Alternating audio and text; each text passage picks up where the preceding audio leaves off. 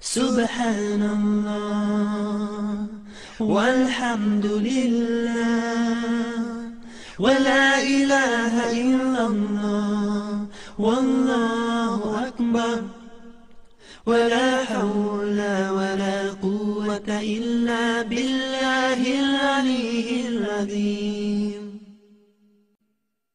سبحان الله والحمد لله ولا إله إلا الله والله أكبر ولا حول ولا قوة إلا بالله العلي العظيم سبحان الله والحمد لله ولا إله إلا الله والله أكبر ولا حول ولا قوة إلا بالله العلي العظيم سبحان الله والحمد لله ولا إله إلا الله والله أكبر رب اشرح لي صدري ويسر لي أمري واحلل عقدة من لساني يفقهوا قولي. Mes frères et sœurs, tout d'abord je commence par remercier Allah Azza wa Jal de m'avoir facilité d'être présent avec vous aujourd'hui. Et de même je remercie la Mosquée Al-Mouahidine pour cette invitation. Jazakumullah khair. Qu'Allah Azza wa Jal fasse que ce que vous allez entendre soit dans le compte de leurs bonnes actions. Mes frères et sœurs, je vous aime pour Allah Azza wa Jal et j'ai choisi un thème bien spécial. Notre thème aujourd'hui avec vous, bi'idhnillahi ta'ala, est garde le moral. Garde le moral. Il est vrai que la meilleure chose que la personne peut connaître est l'apaisement du cœur, la tranquillité, le repos et le bonheur. Et la pire des choses qu'une personne peut rencontrer dans sa vie est la perte de morale, les soucis et les dépressions. Notre prophète, alayhi salatu wassalam, qui fut un exemple pour l'humanité, était celui qui avait le plus le moral, malgré ce qu'il a vécu dans sa vie. Et pour ceux qui ont lu la biographie du prophète sallallahu alayhi wa sallam, ils remarqueront que le prophète sallallahu alayhi wa sallam en a rencontré des difficultés. Il annonçait toujours des bonnes nouvelles, malgré ce qu'il a vécu. Et il ne faisait pas fuir. Il rendait toujours les choses faciles. Et il ne les rendait pas dures. Il n'était pas de ceux qui connaissaient le désespoir, ni la paresse. Le sourire ne quittait jamais son visage. Et il était satisfait du destin d'Allah Azza wa Jal. La facilité a toujours fait partie de sa religion. Le juste milieu était le chemin qu'il avait emprunté. Mes frères et sœurs, le bonheur, le vrai bonheur, se trouve uniquement dans la religion qui est l'islam et rien d'autre. La majorité des gens se plaignent de la peur, de leur avenir, des soucis. Ils sentent que leur poitrine est resserrée. On vit une période de dépression, de désespoir et de maladie psychologique. Et ce qui est étrange à notre époque, avec tout ce qu'Allah a mis à notre disposition comme moyen qui devrait nous aider, les gens n'ont pas le moral. Nos ancêtres, rahimahumullah, n'avaient pas les moyens que l'on a aujourd'hui. Et malgré cela, ils ne faisaient pas autant de dépression que nous. Aujourd'hui, tout se fait avec des boutons. Tu frappes à la porte, tu n'as plus besoin d'utiliser la main en entier. Tu fais quoi? Tu utilises juste le doigt. C'est un bouton. Pour laver les vêtements, on a des machines qui lavent et sortent en même temps, avec des boutons. Les ancêtres, ils n'avaient pas ça. Quand tu veux faire à manger, c'est plus comme à l'ancienne. Tu ramasses des pierres pour faire un feu. Aujourd'hui, il y a un four qui s'allume avec un bouton. Avant, pour avoir de la lumière, ils utilisaient des lampes à huile. Aujourd'hui, c'est un simple bouton. Subhanallah, du point de vue des moyens techniques, on a tout ce qu'il faut, mais malgré ça, on ne vit pas le bonheur qu'a vécu nos ancêtres. Ils étaient sereins, ressentaient la joie, et ils étaient surtout satisfaits de ce qu'Allah leur avait donné, et ça c'est la vraie richesse. Dans le Sunan al-Tirmidhi, dans le hadith d'Abi Huraira, le prophète il a dit Warda bima qasamahu Allahu lak, takun aghna an-nas. Et sois satisfait de ce qu'Allah t'a donné, tu seras le plus riche des gens. Sois satisfait de ce qu'Allah t'a donné, tu seras le plus riche des gens. Mes frères et sœurs, la réalité de ce bas monde est qu'elle est dure à supporter. Le bas monde est une terre d'épreuves, de soucis et de difficultés. Allah Azza wa Jal a dit dans Surat Al-Balad, Surat 90, verset 4, لَقَدْ خَلَقْنَا الْإِنسَانَ فِي كَبَدٍ. Nous avons certes créé l'homme pour une vie de lutte. Une vie de lutte. combat. Voyons ensemble les causes de la perte du moral. On remarque que dans la vie, on passe souvent d'un malheur à un autre, d'une épreuve à une autre. Et cela ne s'arrête pas jusqu'à notre mort. Lorsque l'on regarde la vie de l'être humain, on s'aperçoit que du début à la fin, rien n'a été facile. Les étapes de l'évolution de l'embryon n'ont pas été faciles. Lorsque le bébé était à 1 ou 2 mois de la sortie du ventre de la maman, il était plié, il n'était pas à l'aise. Et dès qu'il sort, il sort en pleurant. Le départ, c'est des larmes. Il sort en pleurant. Mais c'est pas terminé. Le bébé, la première fois qu'il va allaiter de la poitrine de sa mère, il a énormément de difficultés. C'est dur pour lui. La première fois qu'il va faire ses besoins, c'est très très dur pour lui. Des fièvres, des douleurs, il ne dort pas, sa maman elle panique. Ça c'est quand il est encore petit. Ses dents ils commencent à pousser, c'est une torture. Oui ou non? Ses dents ils poussent, c'est une torture. Est-ce que ça se termine là? Non. Il commence à marcher, il se mange le mur, le placard, le sol. Il se mange tout ce qui bouge. Ça c'est quand il marche. Il va à l'école, c'est difficile. Il y a des examens, il y a des contrôles. Après il y a des examens de fin d'année, des diplômes. C'est difficile. Il a fini l'école, il ne trouve pas de travail. C'est difficile. Pareil.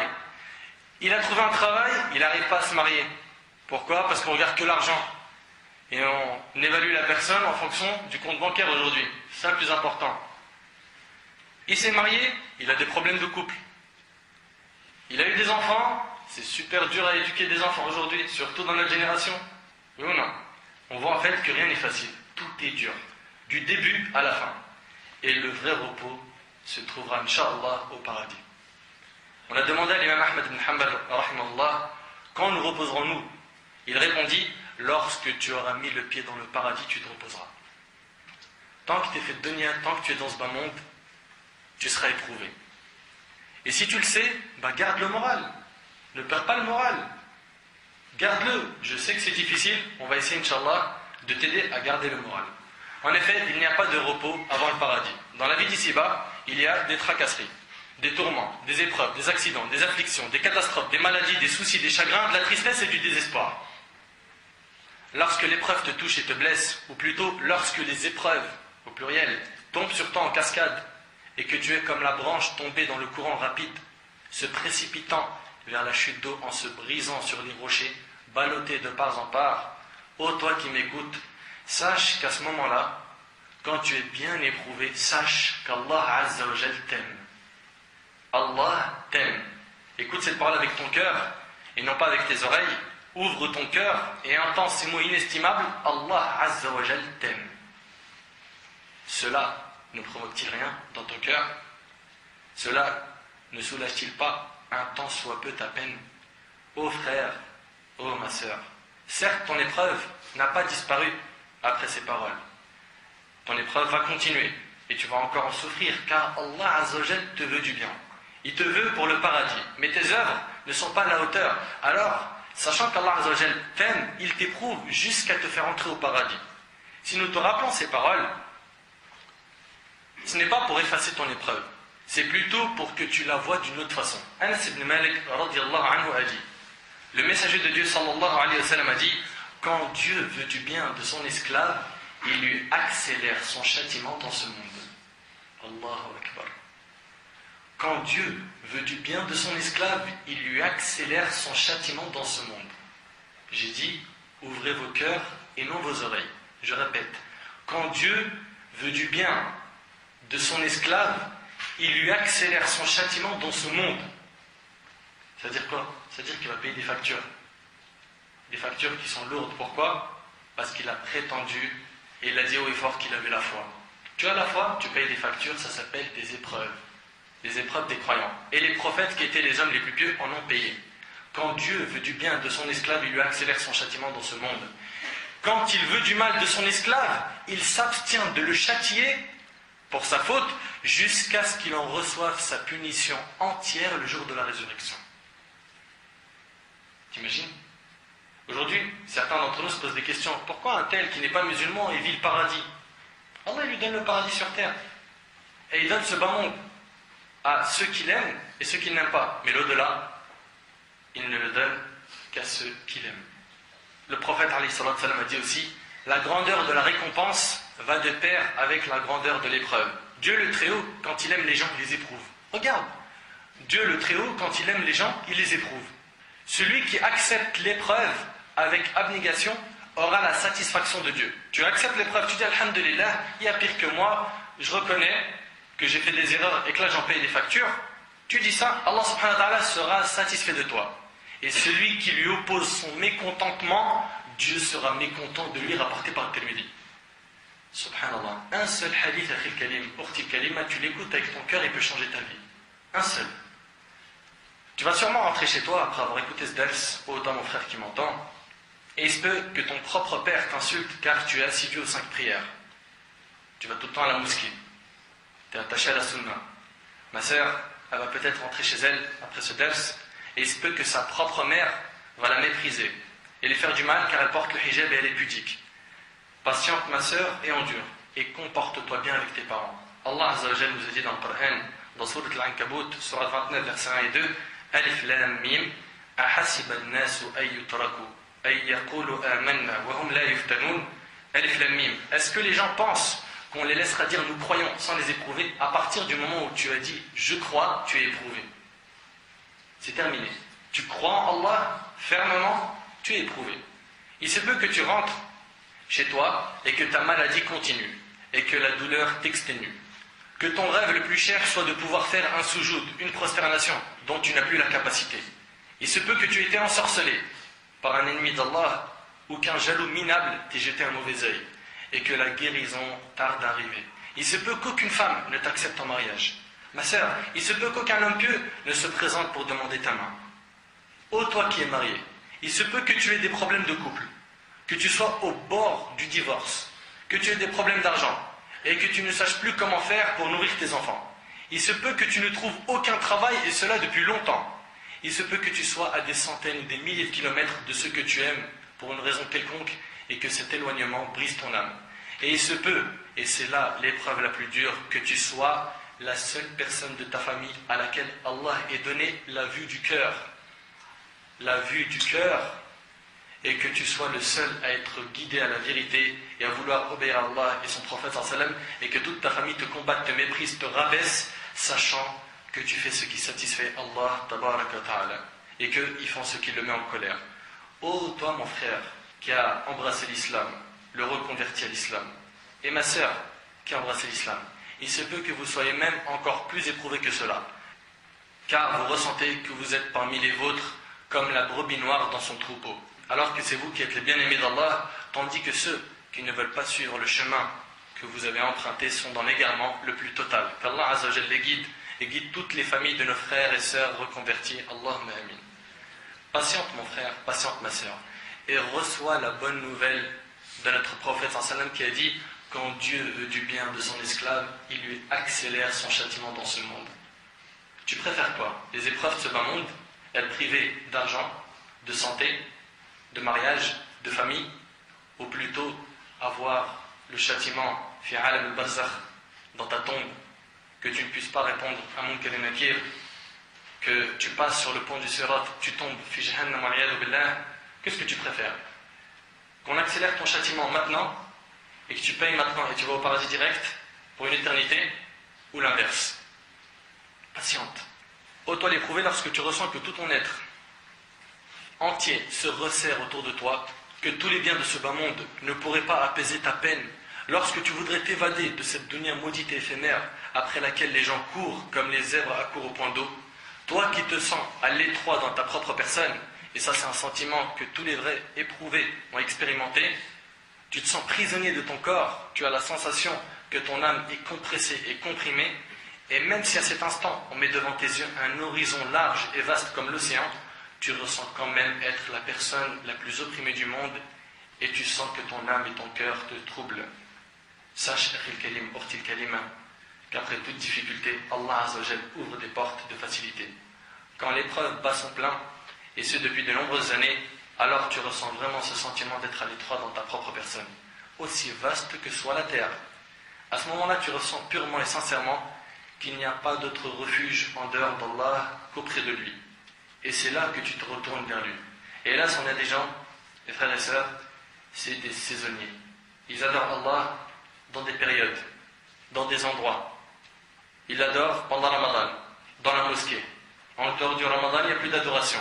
En dehors de la mosquée, il n'y a plus d'adoration. C'est deux personnes différentes. À la mosquée, il est pieux, en dehors, ahwal. Alors que dans Sunan al-Tirmidhi, le prophète sallallahu alayhi wa sallam dit: connais Dieu dans les moments d'aisance, il te connaîtra dans les moments de détresse. Si dans les moments où tu es bien, tu es proche d'Allah, dans tes moments de difficulté, tu verras qu'Allah sera proche de toi. Quand tu vas tomber malade, quand tu auras une grande épreuve où tu vas te dire mais comment m'en sortir, sache que le Tout-Puissant sera à tes côtés. Et dans le cas où dans le moment d'aisance, tu es loin d'Allah, tu as tout perdu, tout perdu. Mes frères et sœurs, je m'adresse à tous ceux qui ont été attaqués moralement et ont perdu le sourire de leur visage en leur disant: gardez le moral, ne soyez pas tristes. Aujourd'hui, on voit des gens revenir à la religion et baigner dans les moqueries de leur famille. Alhamdulillah, on voit vraiment un grand retour. La jeunesse, masha'Allah, elle ne fait que d'augmenter. Les mosquées, elles se remplissent de jeunes. Les jeunes reviennent et ils ont soif, ils veulent apprendre la religion. Ils ont du mal à pratiquer leur religion. On leur donne des surnoms à la maison. Pourquoi? Parce qu'ils se sont remis sur le droit chemin. Toi, le barbu, l'extrémiste, le rigoriste, le terroriste, tout ce qui finit par iste. Ils sont entourés par des interdits chez eux, comme la musique, la pratique des intérêts, la médisance, l'exhibition. Des fois, c'est même de la sorcellerie. Ces gens-là, ils voient leur famille loin de l'islam, ils sont tristes. À tous ceux qui sont tristes et qui sont concernés par ce que je viens de dire, patientez. Wallahi al-azim, Allah subhanahu wa ta'ala, il vous réserve une énorme récompense. Ils veulent se marier, ces jeunes-là, mais ils n'ont pas d'emploi stable ou d'appartement et ils perdent le moral face aux épreuves de la vie et des tentations. Soyez forts et tenez le coup et sachez que votre récompense auprès d'Allah est immense, surtout que nous vivons une période de tentation très très forte. Et je m'adresse maintenant à plusieurs catégories de personnes. Je m'adresse aux sœurs qui ont eu des problèmes et des disputes interminables avec leurs parents. Dès qu'elle est retournée à la religion, elle a commencé la prière à porter le hijab, tout a basculé avec ses parents, au point où certaines sœurs ont été menacées d'être renvoyées de chez elles. Pourquoi? Parce qu'elle a porté le hijab. Et la famille, elle ne la tolère plus. Ma sœur, écoute-moi bien, toi qui es dans ce cas-là, aujourd'hui, c'est triste à dire, une musulmane peut se voir jetée à la rue par ses propres parents juste parce qu'elle porte le hijab. Si elle veut se marier, on la force à choisir un homme de son village d'origine, du bled, plutôt qu'un jeune qui pratique venant la demander dans le pays où elle vit. Comme par exemple, deux Belges qui veulent se marier, mais le père de famille veut absolument la marier avec le cousin du bled, même si c'est pas un pieux. On lui refuse tel et tel homme parce qu'il n'est pas de son origine, pas assez riche. Ô vous qui souffrez avec vos familles, dans la pratique de la religion, sachez que le prophète sallallahu alayhi wa sallam a dit: celui qui voudra s'attacher à sa religion sera comparable à un homme qui tient une braise de feu dans la paume de sa main. Et franchement, on l'a vu cette époque. Puis il a dit: parmi ceux qui vivront dans cette époque dure, remplie de tentations, ces derniers auront la récompense de 50 hommes. On lui demanda: ô messager d'Allah, la récompense de 50 hommes, parmi eux ou parmi nous? Le prophète sallallahu alayhi wa sallam répondit: la récompense de 50 hommes parmi vous. Ceux qui s'attachent à la religion dans les périodes de tentation, ils ont la récompense de 50 compagnons. Et le hadith il est rapporté par l'imam al-Tirmidhi, Abu Daoud ibn Majah. Certains, parmi nos frères, prennent leur courage à deux mains et vont demander une sœur. Le père, il le regarde de haut en bas et l'envoie balader comme si c'était un mendiant ou un voleur. Car ce qui règne aujourd'hui, hélas, c'est la monnaie. Le père ne demande même plus au sujet de la piété du prétendant. Alors que selon Abu Huraira radiyallahu anhu, le prophète sallallahu alayhi wa sallam a dit: lorsqu'un homme d'une religiosité et d'un comportement irréprochable vous fait une demande en mariage, mariez-le. Mariez-le, il a la religion, il a un comportement, mariez-le. Faute de quoi, une grande corruption se répandra sur terre, rapporté par le Tirmidhi et jugé valide par Cheikh Al-Albani rahimahullah. Mes frères et sœurs, je m'adresse à tous ceux qui se considèrent laids. Sachez que Dieu ne regarde pas les apparences, mais il regarde les cœurs et les œuvres. Abu Huraira radiyallahu anhu rapporte que le prophète sallallahu alayhi wa sallam a dit: certes, Allah ne regarde pas vos corps ni vos images, mais il regarde vos cœurs et vos actes. Rapporté par Muslim. Voilà ce qu'Allah regarde. Il ne regarde pas ton compte bancaire, tes muscles, biceps, triceps, je sais pas quoi. Non, il ne regarde pas tout ça. Ce qu'il regarde, c'est pas aussi la marque de ton iPhone, de tes baskets, de ton menton en cuir. Allah subhanahu wa ta'ala, ce qu'il regarde, c'est premièrement les cœurs. Le cœur, s'il est pur, il va faire que tous les actes de l'être humain prennent le chemin d'Allah Azza wa Jal et du prophète sallallahu alayhi wa sallam. Et si le cœur, il est rouillé, rempli de péchés, de shahawat, les passions et les désirs interdits de ce bas monde, qu'est-ce qui se passe? Il demande au corps de désobéir à Allah Azza wa Jal. Donc la première chose, c'est les cœurs. On est d'accord donc avec les gens qui disent, mon frère, le cœur c'est plus important.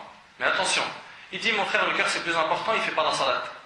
Je lui dis, prie, akhi. Il dit, akhi, le qalb il est blanc, abiyad. Mon cœur il est blanc, j'ai besoin de prier, il est blanc. Mais ton cœur il est blanc, c'est une bonne chose.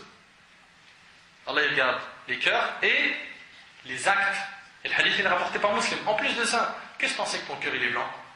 Ça fait partie de la science d'Allah. Qui t'a dit que ton cœur était blanc? C'est très grave de dire ça. C'est très très grave. Et Allah subhanahu wa ta'ala a dit, Inna akramakum indallahi atqakum. Le plus noble d'entre vous auprès de Dieu est le plus pieux d'entre vous. Voilà les plus nobles chez nous. C'est qui? C'est les plus pieux. Pas ceux qui ont une belle voiture, une belle maison, il a une femme, masha'Allah, qui est comme ceci et comme cela. Les plus nobles d'entre vous auprès de Dieu sont les plus pieux. Allah Azza wa Jal ne regarde pas le corps de ses adorateurs s'il est grand ou petit. Il ne regarde pas non plus l'aspect, s'il est beau ou laid. Tout cela n'est rien pour Dieu. De même qu'il ne regarde pas l'origine, c'est les nobles ou basses. Et il ne regarde pas non plus les biens de la personne. En fait, il ne regarde rien de toutes ces choses. Il n'y a donc pas de lien entre Dieu et ses créatures si ce n'est par la piété. Celui qui, pour Dieu, est le plus pieux, est le plus près de son Seigneur. Et il est pour Dieu le plus noble. Ainsi, tu ne dois pas t'enorgueillir à cause de tes biens, ta beauté, ton corps, tes enfants, ta demeure, ta voiture, etc. Ou autre chose de la vie d'ici-bas. Et tu ne dois pas t'attrister si tu es moins favorisé que les autres en bien, en beauté, etc. Mais lorsque Dieu, Allah subhanahu wa ta'ala, le très généreux, te favorise en t'accordant la piété, n'oublie pas que c'est un de ses bienfaits envers toi, alors remercie-le pour cela. Je m'adresse aussi à celui ou celle qui voit l'état de la communauté musulmane à travers le monde et la voit dans un état misérable par rapport à l'âge d'or des premiers siècles, en lui disant Akhil Karim, Ortil Karim, garde espoir. Et sache, comme l'a dit l'imam Ibn Kathir, qui était l'élève à Cheikh l'Islam Ibn Taymiyyah, que celui qui veut s'en prendre à l'islam ressemble à celui qui veut éteindre le soleil en soufflant dessus. Chose qui ne se fera jamais. Celui qui veut s'en prendre à l'islam, vous savez ce qu'il est en train de faire? Il est en train d'essayer de souffler sur le soleil pour l'éteindre. C'est possible ça?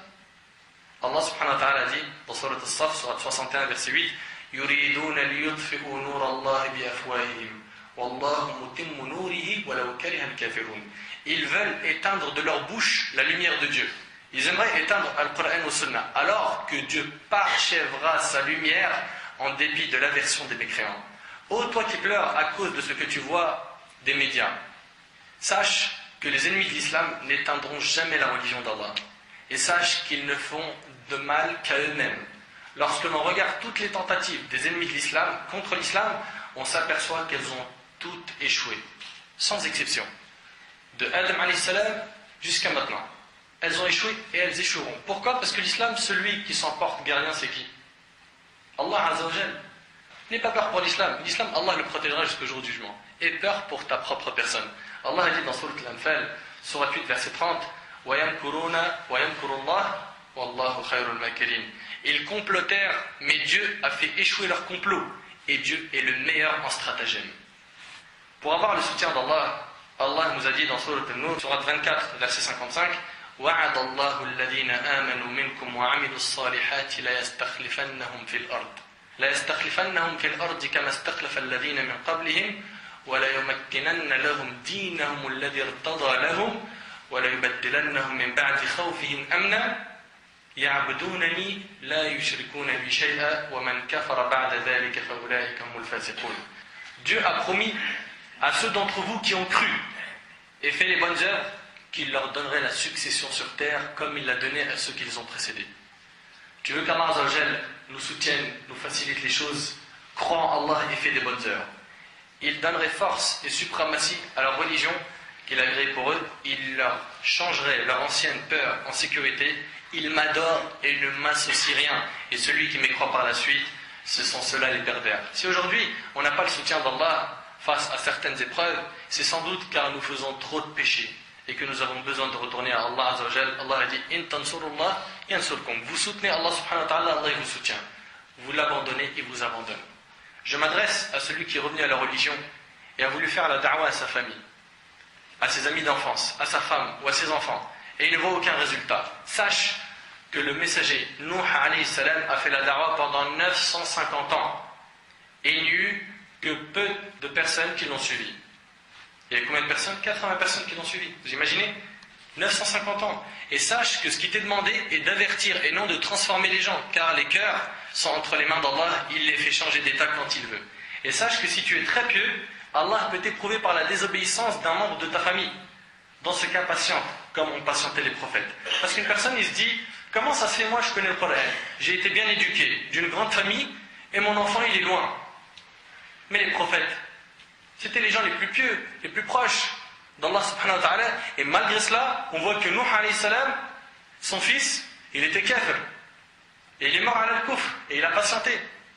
Le prophète Ibrahim alayhi salam a patienté face à son père qui était kafir, mécréant. Lut alayhi salam a patienté face à sa femme qui fut mécréante. Le prophète Muhammad alayhi salatu salam a patienté face à son oncle qui était mécréant.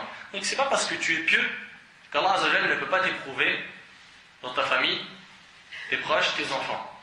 Pas du tout. Les plus pieux ont été éprouvés. Patiente, sois fort, et si tu n'as pas de résultat aujourd'hui, sache qu'il y a eu des prophètes qui ont fait da'wah, et le jour du jugement, ils auront la surprise que personne ne les a suivis. Tu n'es pas meilleur qu'eux, donc fais ton rôle d'avertir, et après pour ce qui est du résultat, celui-là il appartient à Allah Azza wa Jalla. Je m'adresse à celui qui a des problèmes dans le travail, mais qui est obligé de supporter tous les désagréments car il a des enfants et une femme à nourrir. Toi qui travailles dur pour nourrir ta famille, sache que tu as une énorme récompense. Selon Ibn Amr, radiyallahu anhu, le prophète sallallahu alayhi wa sallam a dit, l'aumône faite aux pauvres est une simple aumône. L'aumône, quand tu la donnes à un pauvre, c'est une simple aumône. Et aux proches, quand tu fais une aumône à un proche, elle en compte deux. Une aumône et un respect des liens de parenté, rapporté par At-Tirmidhi. Comprends bien que tu es doublement récompensé. Quand tu travailles dur, très dur, pourquoi? Pour nourrir ta famille, donc patiente, tu as une récompense. Je m'adresse à tous ceux qui travaillent dans un métier illicite et qui désespèrent en disant, j'ai pas le choix. D'après un des sahabis, il a dit, le prophète sallam a dit, certes, tu ne laisses pas une chose pour Allah sans qu'il ne te la remplace par une chose meilleure, rapportée par Ahmed. Tu travailles dans un endroit où ils vendent de l'alcool, où ils vendent du haram.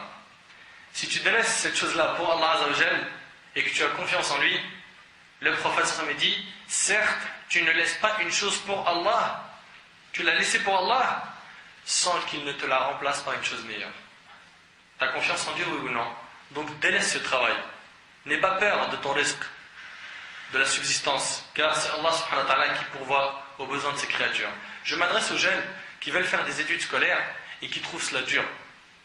C'est dur pourquoi? Parce que j'ai envie de travailler, j'ai envie de me marier vite, j'ai envie de faire talab ilm.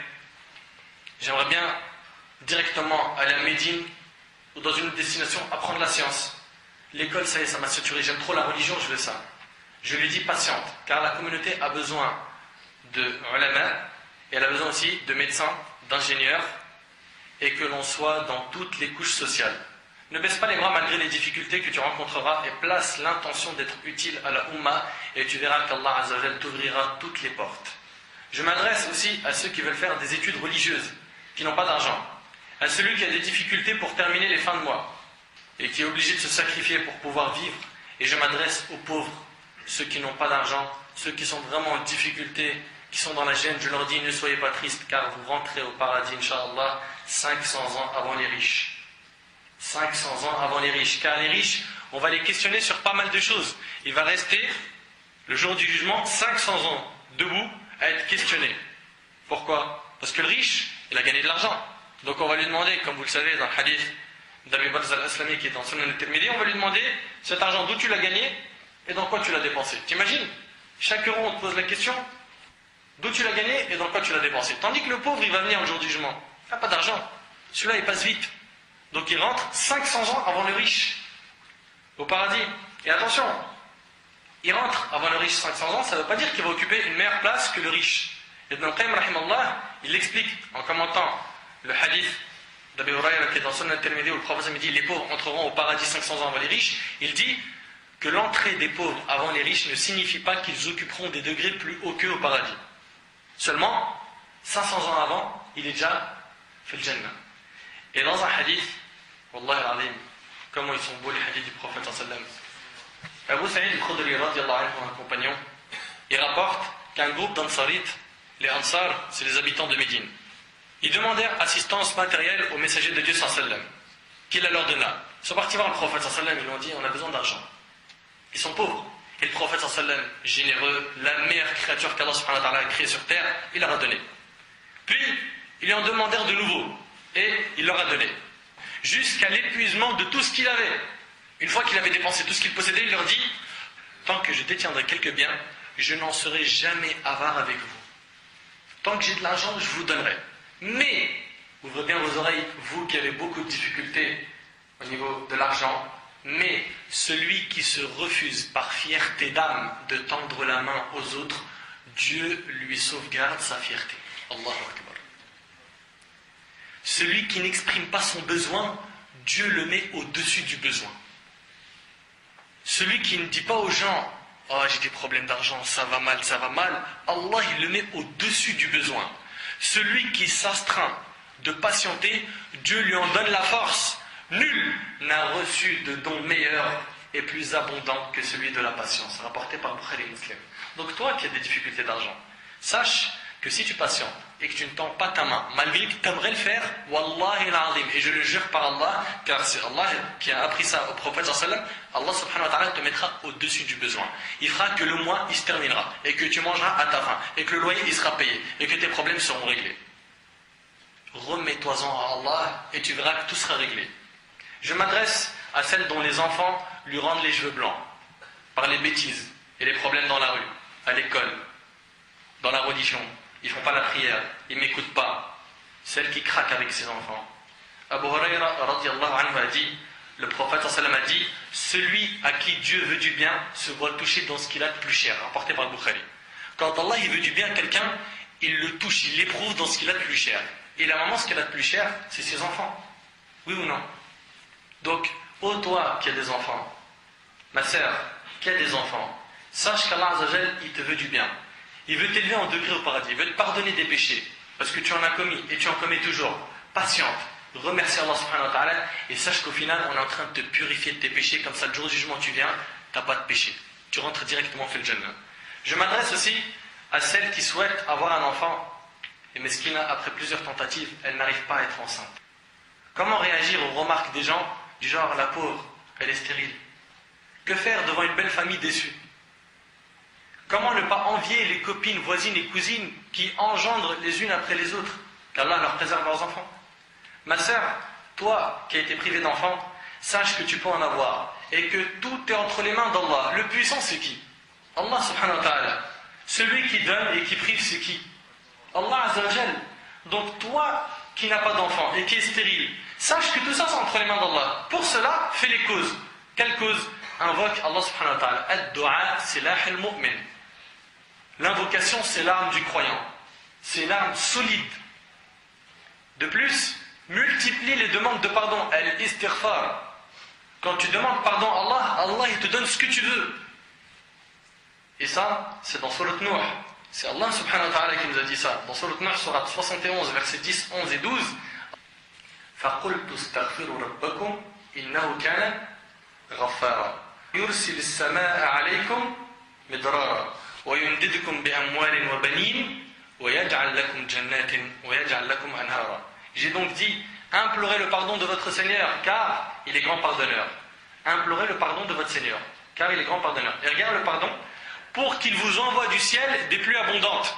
Des pluies par l'istighfar. D'ailleurs, Omar radiallahu anhu, une fois il est sorti pour faire salat al-istisqa, la prière pour demander la pluie, et tout le chemin il disait qu'un seul mot, astaghfirullah, astaghfirullah, astaghfirullah. Les gens lui ont dit, mais demande à Allah, demande la pluie, pourquoi tu demandes pardon? Il a dit, car Allah il a dit, فَقُلْتُ اسْتَغْفِرُوا رَبَّكُمْ إِنَّهُ كَانَ غَفَّارًا يُرْسِلِ السَّمَاءَ عَلَيْكُمْ مِدْرَارًا. Implorez le pardon de votre Seigneur car il est grand pardonneur pour qu'il vous envoie du ciel des pluies abondantes. Donc à l'istighfar, la demande de pardon, ça fait descendre la pluie. Et quoi encore? Et qu'il vous accorde beaucoup de biens et d'enfants. Allahu Akbar. À l'istighfar, demander pardon, ça ramène des enfants? Naam, c'est dans le Coran. Tu es un croyant, tu es une croyante, tu crois en la parole d'Allah et ne dis pas je vais essayer, car Allah subhanahu wa ta'ala, on ne l'essaye pas. Allah subhanahu wa ta'ala, on ne l'essaye pas. Quand on pratique notre religion, quand on demande à Allah, on lui demande en ayant la certitude qu'on aura la réponse. C'est ce qu'il nous enseignait le prophète sallam. Invoquer Allah en ayant la certitude d'avoir une réponse. Mais je vais essayer, je vais tester, si ça marche tant mieux, si ça marche pas, j'en veux plus. Ça marche pas. Ça ne marche pas. Donc, implorez le pardon de votre Seigneur, car il est grand pardonneur, pour qu'il vous envoie du ciel des pluies abondantes et qu'il vous accorde beaucoup de biens et d'enfants, et vous donne des jardins et vous donne des rivières. Voilà ce que nous disons à nos sœurs qui n'ont pas encore d'enfants. Demandez à Allah subhanahu wa ta'ala en l'invoquant et demandez pardon à Allah subhanahu wa ta'ala. Je m'adresse à tous les célibataires en leur disant qu'Allah azza wa jal vous donnera que ce que vous méritez. Pour cela, soyez patients. Sachez qu'Allah subhanahu wa ta'ala est généreux et qu'il vous a déjà écrit avant même que les cieux et la terre soient créés, qui sera votre futur conjoint. Alors faites les causes en vous conformant au Coran et à la Sunna et n'allez pas sur mariagemusulman.com et remettez-vous-en à Allah. Je m'adresse aussi à tous ceux qui ont des soucis et qui pensent qu'ils sont insurmontables. Exemple, les endettés, les problèmes d'argent. Il a trop de soucis. Sa tête, c'est une machine. Elle travaille toute la journée. Il réfléchit trop. Il y en a où Allah il ne dort pas à cause des soucis. Il réfléchit. Et des fois, il y en a même, il se crée des problèmes. Il a un tout petit truc, il en a fait le problème du siècle. Sachez, vous qui avez des soucis, que quand vous serez au paradis, vous n'aurez plus de soucis. Quiconque se détournera de l'au-delà sourira peut-être dans ce bas monde, mais pleurera sûrement dans l'au-delà. Selon Anas radiallahu anhu, le prophète sallallahu alayhi wa sallam a dit, le jour de la résurrection, le jour du jugement, on fera venir d'entre les gens de l'enfer celui qui aura le plus joui de la vie d'ici-bas. Une personne qui s'est éclatée, il a tout fait, vacances, tout ce que tu veux, mais dans le haram. Fornication, drogue, alcool, soirée dansante, pub, etc. Celui-là, on va le ramener. On le plonge alors une seule fois dans le feu et on lui dit, ô fils d'Adam, as-tu jamais connu quelques biens? Est-ce que tu as connu du bien dans ta vie? Celui-là, aux yeux des gens bien sûr qui ne sont pas dans la religion, il s'est bien éclaté, il s'est trop bien amusé.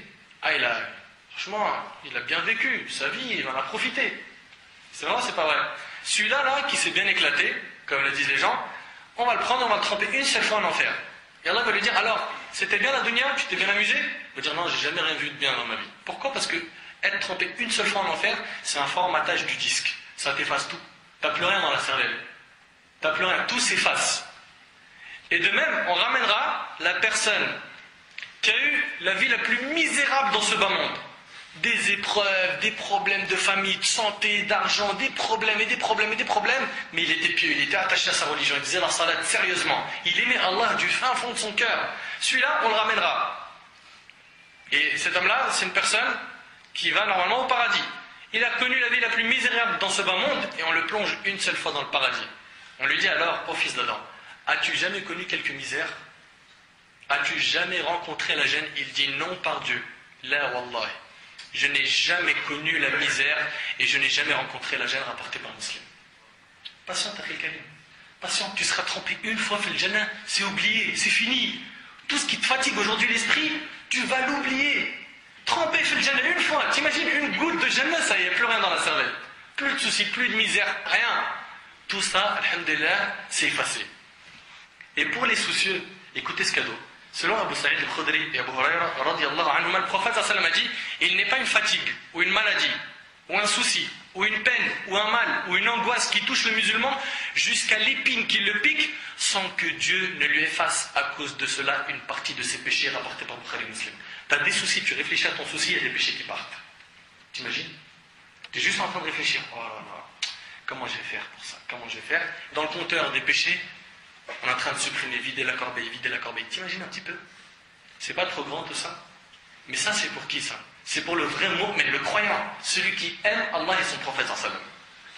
Je m'adresse à celui ou celle qui a des difficultés avec son conjoint, mari ou épouse, à cause de ses désobéissances à Allah. Nous lui disons, patiente. Ne pense pas directement au divorce.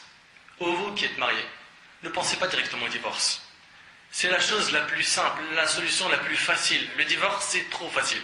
Nous, ce qu'on te demande, toi qui m'entends, c'est d'être fort. Fais des invocations, place une bonne intention et aie confiance en Dieu et tu verras qu'avec le temps, ça portera ses fruits.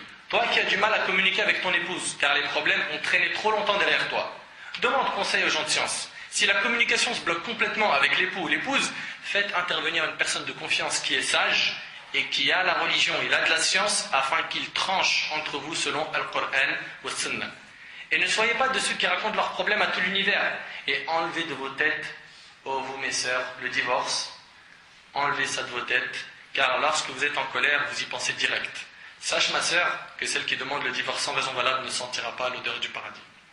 Et ça c'est un hadith que le prophète sallallahu alayhi wa sallam a dit et qui est rapporté par les 5. Donc, toi qui as des problèmes de couple, patiente, sois fort. Tu sais, construire c'est toujours difficile. Démolir c'est très facile. On le voit dans le bâtiment, on le voit dans la Ummah, on le voit dans les couples. Dans la Ummah, dans la communauté, pour construire une Ummah, on souffre pour unir les gens dans une mosquée et qui considèrent que c'est tous des frères et qui s'aiment pour Allah, c'est un combat. Pourquoi? Chacun il rentre, il a peur de l'autre. Pourquoi? Parce que c'est des jeunes. Ou l'autre, il dit, oh, les personnes âgées là, ils vont nous prendre la tête. Ou l'autre, il rentre, il analyse. Ça sent quoi là? C'est du salafisme, c'est du tablirisme, c'est du ikhwanisme, c'est quoi? C'est quoi la mosquée? La température un peu qu'on sache. Pourquoi tu rentres pas, tu ne considères pas directement, tant que tu n'as pas vu de shirk et de bid'a, que tout le monde ici présent font partie des gens de ta famille? Et que tu les aimes tous. Et qu'au final, ce que tu veux, c'est que tous et toutes, on aille au paradis ensemble. Non. Construire, wallah al-azim, c'est toujours dur. Mais démolir, c'est très facile. Pourrir la réputation d'un savant, d'un shir, d'un conférencier, d'une sœur, d'un frère, c'est en 2 clics sur internet, sur un forum. Oui ou non? Divorcer, c'est en disant un mot. C'est terminé, c'est réglé. On voit vraiment que construire, c'est dur. C'est très dur. On construit une mosquée en 4, 5, 6 ans. On l'a démolie en un mois. Donc, les couples, faites très attention. Ne laissez pas le shaitan contrôler vos couples. Éloignez-le de vous.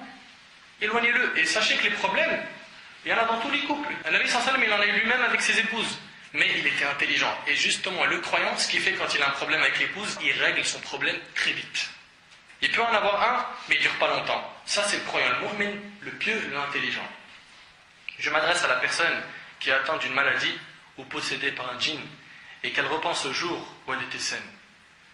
Selon Abu Huraira, radiyallahu anhu, le prophète sallallahu alayhi wa sallam a dit, le croyant et la croyante ne cessent d'être éprouvés dans leur corps, leurs enfants et leurs biens, jusqu'à ce qu'ils rencontrent Dieu le Très-Haut sans avoir à répondre d'aucun péché. Rapporté par Tirmidhi. Tu vois, tu as souffert dans ton corps, au final tu réponds à aucun péché. Tu rentres fil Jannah. Patiente, patient. Garde la morale, Wallah, Inch'Allah. Si tu le gardes et tu places ta confiance en Dieu et tu fais ce qu'Allah il a voulu et son prophète sallallahu alayhi wa sallam, au final pour toi il n'y a qu'une seule destination, c'est le Jannah. Je m'adresse à tous ceux ou celles qui ont perdu des enfants en leur disant patientez, remerciez Allah et soyez satisfaits de ce qu'Allah vous a donné. Oui mais remercier Allah c'est trop dur ce que tu nous demandes. Oui mais ça porte ses fruits. Il y a une grande récompense derrière. Selon Abu Musa al-Ash'ari, radiyallahu anhu, le prophète sallallahu alayhi wa sallam a dit, quand l'enfant de l'une des créatures d'Allah meurt, Allah dit à ses anges, ainsi, vous avez repris l'âme de l'enfant de mon esclave? Les anges répondent, oui.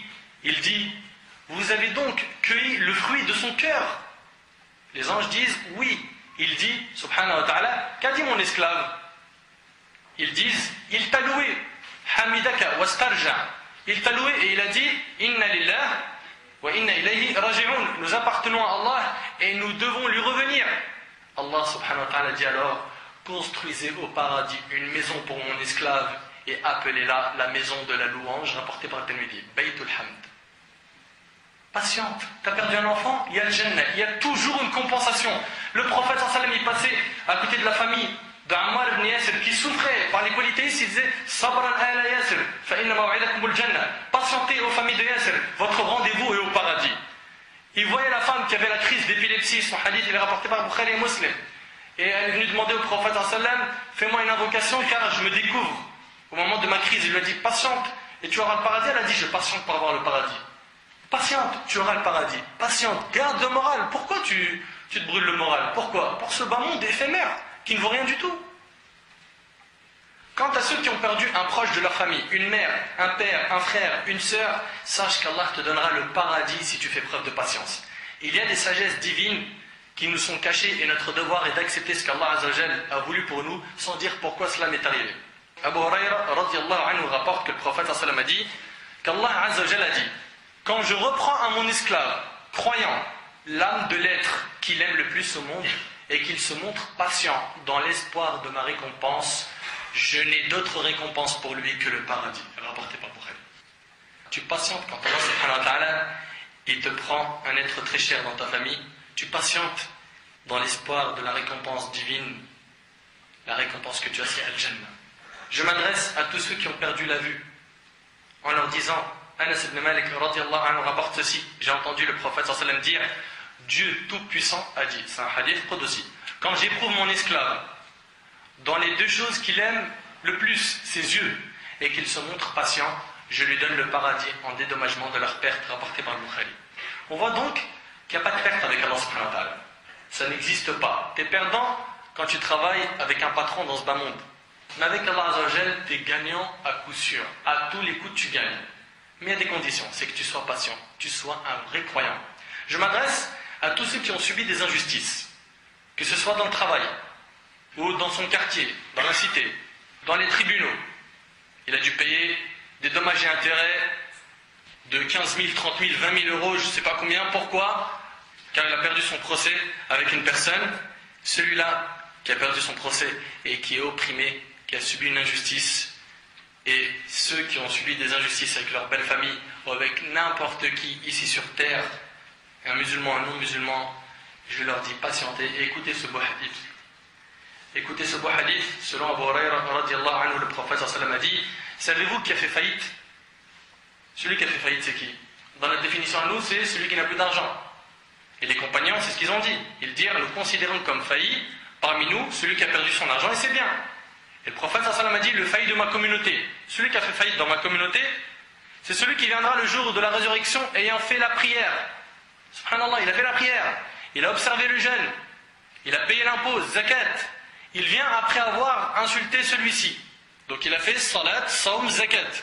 Il a accompli de bonnes œuvres. Mais en même temps qu'il a fait de bonnes œuvres, il a insulté un tel, a accusé celui-là de dévergondage, mangé l'argent de tel autre.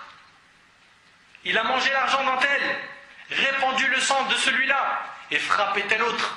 On répartit ses bonnes actions entre ses victimes. Celui-là, il vient le jour du jugement, il a été injuste envers plusieurs personnes, il commence à rembourser ses injustices avec ses hasanat. Parce qu'il a jeûné, il a prié, il a fait des zakats. On prend ses bonnes actions et on commence à rembourser. C'est bon, on ne doit plus rien, allez, au suivant. Et toi, c'est bon, on ne doit plus rien, au suivant, au suivant, au suivant. Mais à un moment, il se peut que cette personne-là, il n'ait plus de bonnes actions. Il n'en a plus. Et il y a encore des dettes à rembourser. Tu as été injuste encore envers 200 personnes, là, regarde la queue, comment elle est longue. Qu'est-ce qu'il fait Allah subhanahu wa ta'ala? Il dit, prenez vos péchés et donnez-lui. Et on le prend et on le jette en enfer. Voilà la personne qui a fait faillite dans notre communauté. L'injuste. L'injuste. Donc toute personne qui a subi une injustice, sache que celui qui a été injuste envers toi, il va faire faillite le jour du jugement. Faillite. Il avait peur de ne pas faire faillite dans son commerce, dans ses projets, mais il le fera le jour du jugement. Pourquoi? Parce qu'il s'est emparé des biens d'un tel. Il a accusé un tel. Il a menti sur un tel. Il a fait du mal à un tel. Il a répandu le sang d'un tel, etc., etc. Et le hadith, il est rapporté par le musulman. Et Abu Kabsha, radiyallahu anhu, rapporte qu'il a entendu dire, le prophète sallallahu alayhi wa sallam, 3 choses, je jure de leur authenticité. Et apprenez bien ce hadith que je vais vous citer. 1. Jamais la richesse de quelqu'un n'a diminué par une aumône. 2. Chaque fois que quelqu'un subit une injustice et la supporte avec patience, Dieu ne fait qu'augmenter sa considération. Allahu Akbar. Dieu ne fait qu'augmenter sa considération. 3. Chaque fois que quelqu'un choisit la porte de la mendicité, Dieu lui ouvre la porte de l'indigence. Rapporté par Tirmidhi.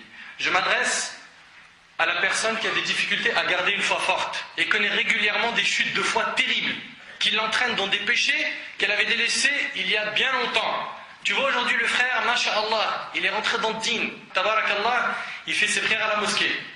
C'est un pieux, il a laissé pousser le lihya, et il s'est marié, etc., etc. Et la surprise, c'est que le soir, il est sur des sites pornographiques. Il est dans le din, dans l'apparence, mais quand il est seul, c'est plus la même personne. Quand elle est seule, elle se permet des folies sur Facebook, sur Internet, alors qu'elle est mariée. Et même si elle n'était pas mariée, Allah subhanahu wa ta'ala la surveille. Ces gens-là, qui ont des baisses de foi, je leur recommande de s'armer d'une fréquentation solide. Une fréquentation solide. Voilà le remède. Sans cette dernière, sache, mon frère, ma sœur, que tu seras perdu. Et les bonnes fréquentations sont des dons d'Allah, il faut les mériter. C'est des dons, des cadeaux, il faut les mériter. Sachez qu'être entouré de pieux ou de pieuses ne peut que nous fortifier. Donc toi qui as des baisses de foi, ta fréquentation ressemble à quoi? Moi je fréquente personne, j'ai pas le temps. Faux, c'est pas bon. C'est une erreur. Moi je fréquente des gens mais ils sont moyens comme moi. C'est très bien, mais cherche à évoluer. Fréquente des gens solides, pieux, qui apprennent le Coran, la Sunna, qui mettent en pratique surtout. Parce qu'apprendre aujourd'hui tout le monde apprend. Nous ce qu'il nous faut plus c'est quelqu'un qui nous pousse à la pratique. Je m'adresse à celui ou celle qui est reconverti depuis peu de temps et qui a du mal à se faire des amis parmi les musulmans, à se marier, à fortifier sa foi, à évoluer. Ses parents ne le reconnaissent plus et lui font la guerre à cause de sa nouvelle foi. C'est difficile pour lui de prier à l'heure. Il se cache parce que maman et papa, s'ils apprennent qu'il est musulman, c'est chaud pour lui. Donc il se cache, il fait ses ablutions en cachette. Faire le ramadan pour lui c'est un combat. Manger halal ou tout simplement appeler ses parents et sa famille à l'islam, c'est une mission impossible. Je m'adresse à ceux-là, je dis aux reconvertis à l'islam, soyez forts, attachez-vous à votre religion fermement, tout en restant doux avec vos parents et ne les brusquez pas. Et là, il y a un déséquilibre dans cette histoire. C'est qu'à chaque fois qu'on voit aujourd'hui une personne qui embrasse l'islam, il est ferme dans sa religion, mais il est plus doux avec ses parents. Ce prétexte que c'est des kofars. Mais tu l'étais il n'y a pas longtemps. Tu l'étais toi-même il n'y a pas longtemps. Et ce qui t'a permis aujourd'hui de revenir, bien sûr c'est Allah subhanahu wa ta'ala, mais il y a eu des intermédiaires, il y a eu des causes, il y a eu des gens qui ont parlé avec toi. Sois toi la cause de la reconversion de tes parents, des proches de ta famille. Tu brusques les choses. Comment tu veux qu'ils apprennent à aimer l'islam, ou s'ils sont musulmans, et que toi tu es musulman, et que tu viens de faire une nasiha, un conseil d'une manière cruelle, dure, comment veux-tu qu'ils acceptent? C'est normal qu'ils seront sur la défensive. Ne brusque pas les choses. Faites vos pas lentement mais sûrement. Faites-vous suivre par des gens qui font de bons conseils basés sur nos sources religieuses, le Coran ou le Sunna. Oh, vous les reconvertis, si vous pensez que vous n'avez pas de famille, car la vôtre vous a renié, vous vous trompez. Aujourd'hui, vous avez une grande famille d'1 milliard de personnes. Vous trouverez toujours notre soutien. On sera toujours là pour vous, et on vous considère vraiment, et Wallah, et Allah il en témoigne, on vous considère comme nos frères et sœurs de sang.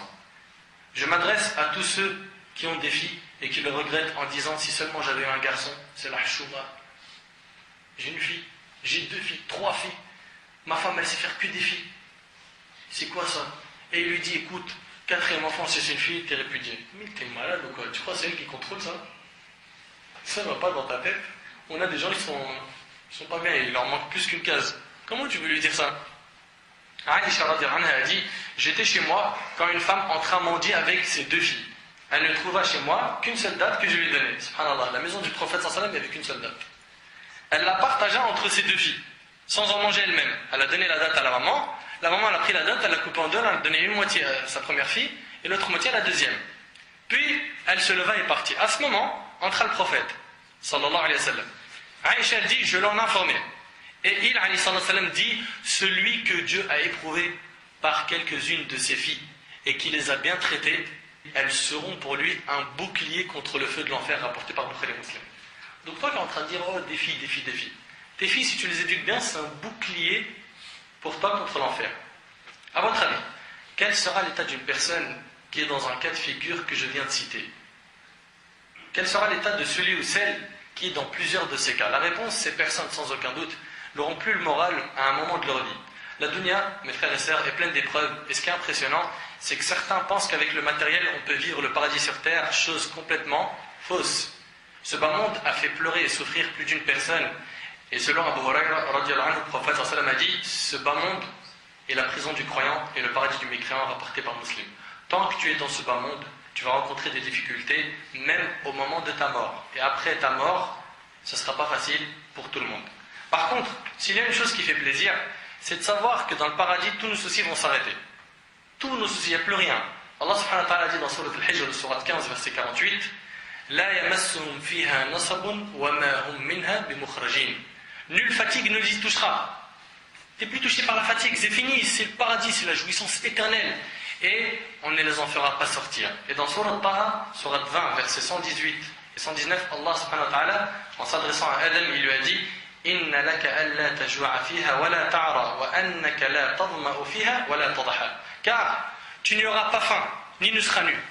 Ça n'existe plus. J'ai faim, je suis malade, j'ai la fièvre, je vomis, je fais mes besoins. Fil Jannah, ça n'existe plus. Au paradis, c'est terminé. C'est une jouissance éternelle qui n'a plus de fin. Ouais, mais c'est dur d'imaginer l'illimité. C'est normal. Ton cerveau, il est limité. Comment penses-tu que tu pourrais imaginer l'illimité? Car tu n'y auras pas faim, ni ne seras nu. Tu n'y auras pas soif, ni ne seras frappé par l'ardeur du soleil. C'est fini. Au paradis, les gens auront le cœur purifié de toute maladie. Plus de jalousie, de haine, d'hypocrisie. Comprenez, mes frères et sœurs, que toute personne vivante sur terre a des soucis. Mais sachez qu'il y a soucis et soucis. Ô toi qui m'entends, quel est ton souci? Certains, le souci, c'est l'argent. D'autres, le souci, c'est son ventre. Qu'est-ce qu'il va manger aujourd'hui, demain, après-demain? Il appelle sa femme, alors ce soir, c'est bon, harira, on mange quoi? Tagine, couscous. C'est ça son souci. D'autres, leur souci, c'est le foot. Tel jour, t'as acheté de telle équipe. Le meilleur buteur, c'est un tel. L'équipe Nana est championne de la Ligue 1. Ils ont gagné la coupe, je ne sais pas quoi. Ceux-là, à chaque fois, qui restent avec toi, ils parlent que de foot. Que de foot. Il va même s'allier avec des gens et se désavouer de certains pour le foot, pour une équipe, pour un joueur. Wala hawla wala quwwata illa billah. Il y en a même, ils m'ont dit que c'est une aqida, c'est une religion, le foot. D'autres, leur souci, c'est les femmes. Je lui ai dit ça, elle m'a dit ça, elle est belle, elle s'appelle Isabelle, je ne sais quoi. Toute la journée, ils parlent que de femmes. Certains ont comme souci d'obéir du mieux que possible à Allah Azza wa Jal. Ça, c'est le souci des pieux.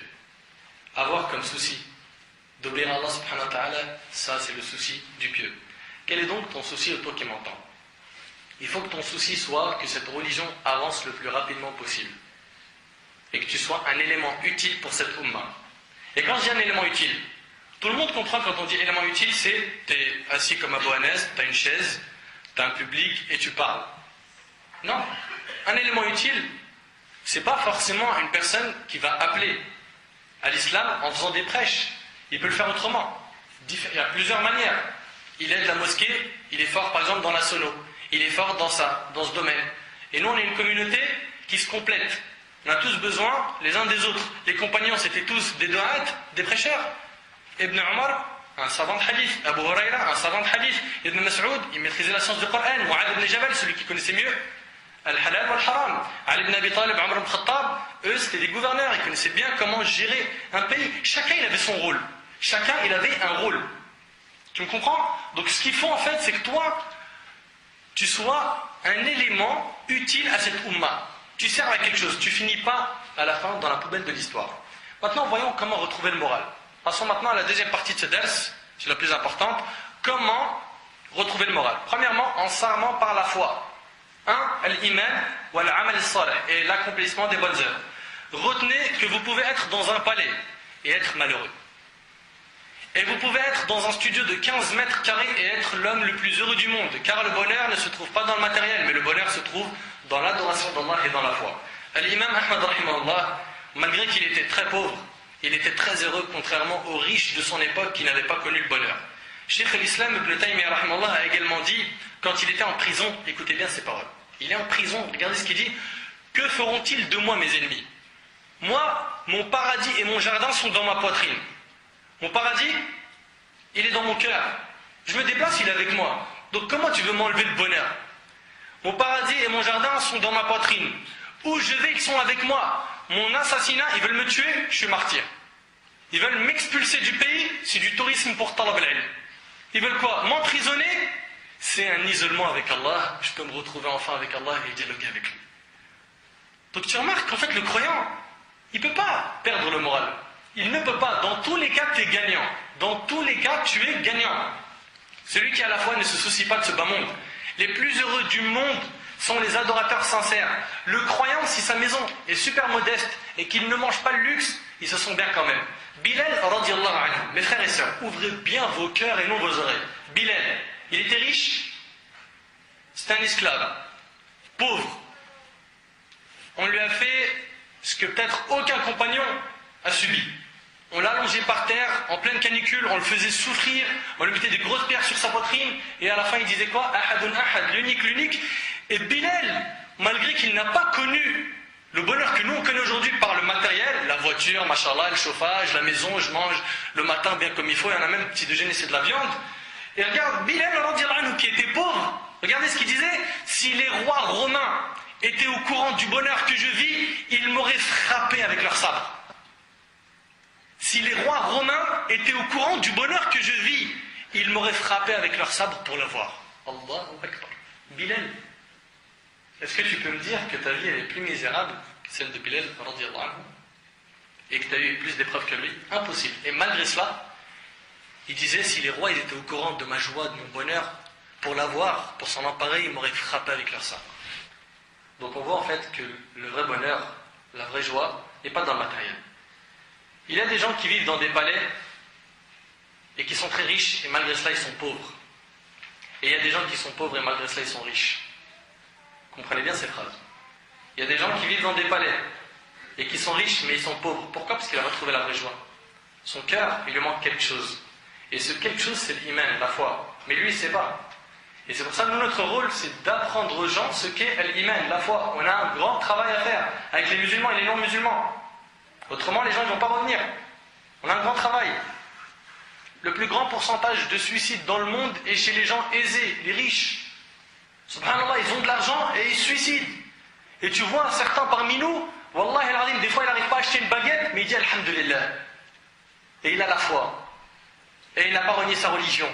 Et il prie toujours. Et il remercie toujours Allah subhanahu wa ta'ala. Chaque année on entend que parmi eux, il y en a des centaines, voire des milliers de personnes qui se suicident. Malgré qu'ils ont tout fait dans leur vie. Tout. Ils sont malheureux. Ils se sont mariés entre hommes, ils sont quand même malheureux. Ils se sont mariés entre femmes, ils sont malheureux. Ils ont mangé des insectes, des cafards, des singes. Et malgré ça, rien n'a changé. Ils sont malheureux. Ils sont toujours à la recherche du bonheur. Quand tu vois tout ça, tu ne peux dire que Alhamdulillah, alladhi afana. Alhamdulillah. Les gens pensent que l'argent fait bonheur. À tous ceux qui pensent encore comme ça, sachez que vous n'êtes pas du tout à la page. Pas du tout. Vous n'êtes plus à la mode. Le bonheur se trouve dans l'obéissance d'Allah. Allah tabaraka wa ta'ala a dit dans Sourate An-Nahl, Sourate 16, verset 97, Man amila salihan min dhakarin aw untha wa huwa mu'min, falanuhyiyannahu hayatan tayyiba wa lanajziyannahum ajrahum bi ahsani ma kanu ya'malun. Quiconque, mâle ou femelle, fait une bonne œuvre tout en étant croyant. Deux choses. Fait une bonne œuvre tout en étant croyant, nous lui ferons vivre une bonne vie. Et nous les récompenserons, certes, en fonction des meilleures de leurs actions. Regarde, le bonheur, il se trouve où? Dans la bonne œuvre tout en étant croyant. Quiconque, mâle ou femelle, fait une bonne œuvre tout en étant croyant, nous lui ferons vivre une bonne vie. Al-iman wal amal salih. Et tu as une bonne vie. Tu as passé de là, tu n'as pas une bonne vie. Et on voit même que ceux qui se détournent de la religion d'Allah, parmi les musulmans, et qui disent Salat, laisse tomber, Akhi, laisse-moi tranquille, et alors si je fume, mais Akhi, il faut fumer, c'est haram, etc. Laisse-moi vivre, et ça fait quoi si je bois de l'alcool? Et de toute façon, c'est normal que j'ai une petite copine, comment tu veux que je me marie si j'ai pas d'expérience, etc. Tous ceux qui se sont détournés de la religion d'Allah, écoutez ce qu'Allah dit dans Sourate Taha. Il dit dans la Sourate 20, verset 124, وَمَنْ أَعْرَضَ عَنْ ذِكْرِي فَإِنَّ لَهُ مَعِيشَةً ضَنْكَ وَنَحْشُرُهُ يَوْمَ الْقِيَامَةِ أَعْمَى. Et quiconque se détourne de mon rappel, celui qui se détourne de ma religion, mènera certes une vie pleine de gêne. Sa vie, que des problèmes, que de la gêne. Et le jour de la résurrection, nous l'amènerons aveugle au rassemblement. Le jour du jugement, il est ressuscité aveugle. Et il demandera à Allah, pourquoi je suis ressuscité aveugle alors que je voyais avant? Allah lui dira, c'est ainsi. Car nous t'avons envoyé nos versets, tu les as oubliés et aujourd'hui tu es oublié. Est-ce que mon frère, tu veux jouir de cette vie et être oublié le jour du jugement?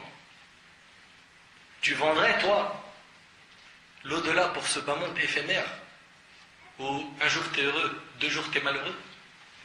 Allah a dit dans Sourate Al-An'am, Sourate 6, verset 125, فَمَنْ يُرِدِ اللَّهُ أَنْ يَهْدِيَهُ يَشْرَحْ صَدْرَهُ لِلْإِسْلَامِ وَمَنْ يُرِدْ أَنْ يُضِلَّهُ يَجْعَلْ صَدْرَهُ ضَيِّقًا حَرَجًا كَأَنَّمَا يَصَّعَّدُ فِي السَّمَاءِ. Et puis quiconque Dieu veut le guider, il lui ouvre la poitrine à l'islam. Et quiconque il veut égarer, il rend sa poitrine étroite et gênée. Écoutez bien, et quiconque il veut égarer, ah bah voilà, donc la guidée, ça vient d'Allah. Donc voilà, Inch'Allah Rabbi dit. Inch'Allah, quand Allah me guidera, ben, j'y suis pour rien. Non, ce que tu n'as pas compris, c'est que la guidée, ça se demande. Ici, quand Allah dit, et quiconque il veut égarer, c'est parce que cette personne n'a pas cherché la guider. Et elle a elle-même choisi l'égarement. Et dans le hadith de Bizarre, qui est dans Sahih Muslim, le hadith Qudsi, Allah subhanahu wa ta'ala, il dit, ô mes serviteurs, vous êtes tous dans l'égarement, sauf ceux que j'ai guidés. Demandez-moi la guider, je vous la donnerai. Voilà, demandez-moi la guider. Il faut la demander, la guider. Et quiconque il veut égarer, il rend sa poitrine étroite et gênée. Celui qui s'égare du chemin d'Allah, il n'est pas bien. Sa poitrine, elle est étroite et gênée, comme s'il s'efforçait de monter au ciel. Regarde l'image, subhanallah, dans le Coran. Comme s'il s'efforçait de monter au ciel. Et comme vous le savez, toute personne qui monte en altitude trouve moins d'oxygène et a des difficultés à respirer. Tu t'étouffes quand tu t'éloignes de la religion d'Allah. Tu t'étouffes. Le croyant qui met en pratique sa religion sait comment il faut se comporter dans ce bas monde. Lorsqu'il lui arrive un bien, il remercie son Seigneur. Lorsqu'il lui arrive un mal, qu'est-ce qu'il fait? Pourquoi, ya Allah? Pourquoi ça m'arrive à moi? Il dit ça? Absolument pas. Qu'est-ce qu'il fait? Il s'en remet à Allah et il patiente. Le croyant est toujours gagnant. Selon Sahib ibn Sinan, radiallahu anhu, le prophète sallallahu alayhi wa sallam a dit, ce que l'affaire du croyant est étonnante. Son affaire ne comporte pour lui que du bien. Toute ton affaire, ô toi qui es croyant, ne comporte que du bien. Et cette faveur n'appartient qu'aux croyants. Écoutez bien, ça n'appartient qu'aux croyants. S'il est l'objet d'un événement heureux, il remercie Dieu et c'est là pour lui une bonne chose. Et s'il est victime d'un malheur, il endure avec patience et c'est là encore pour lui une bonne chose rapportée par le musulman. Donc on voit en fait que notre affaire elle tourne entre deux choses. Un bienfait, on remercie, un malheur, on patiente. Un péché, on demande pardon. Mais par contre, se plaindre aux créatures, non. Non. Dire pourquoi, ya Allah, tu m'as fait ça à moi, pourquoi mon enfant à moi il meurt et regarde la voisine elle en a 15, pourquoi tu n'en as pas pris à elle? Non, ça c'est pas notre comportement. Donc je reprends pour garder le moral. 1, il faut avoir la foi et faire les bonnes œuvres. Deuxièmement, réfléchis et remercie sur ce qu'Allah subhanahu wa ta'ala t'a donné. Ô toi qui as perdu le moral, réfléchis sur les bienfaits d'Allah et remercie-le. C'est-à-dire que tu ne dois pas oublier les grâces d'Allah qui t'entourent de toutes parts, au-dessus de toi et sous tes pieds. Allah a dit dans Sourate Ibrahim, Sourate 14, verset 34, et si vous énumérez les bienfaits d'Allah, vous ne pourrez jamais les recenser. Tu essayes de les compter, les bienfaits d'Allah, tu n'arriveras pas. Il y en a trop.